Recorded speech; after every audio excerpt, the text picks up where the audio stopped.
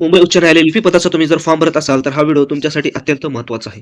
तर मुंबई उच्च न्यायालयामध्ये लिपिक या पदासाठी पहिला पगार किती असतो, म्हणजेच सर्वकटून या ठिकाणी आपल्या अकाउंट्समध्ये किती पगार असतो, ही माहिती आपण ह्या व्हिडिओमध्ये पाहणार आहोत. तर या ठिकाणी पाहिलं असतं आपल्याला या ठिकाणी माहिती दिसत आहे.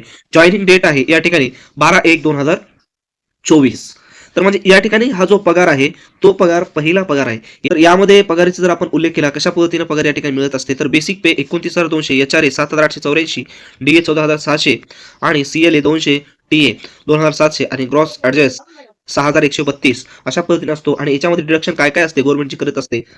टॅक्स, जी-आय-सी, डेट ॲडजस्ट, स्टॅम्प रियुनी अशा पद्धतीनं टोटल या ठिकाणी ॲडजस्टमेंट जर पाहिलं आपण गव्हर्नमेंट रिकव्हरी होत असते. हे पगार आपल्याला मिळत नाही 10,000च्या जवळपास. आणि यामध्ये टोटल जर पगार जर पाहिला आपण या ठिकाणी पगार आहे टोटल 60,716. परंतु या ठिकाणी अकाउंट्समध्ये जे नेट पे आपल्या अकाउंट्समध्ये येईल पहिला पगार तो असेल 49,883 अशा पद्धतीनं हा पहिला पगार असणार आहे.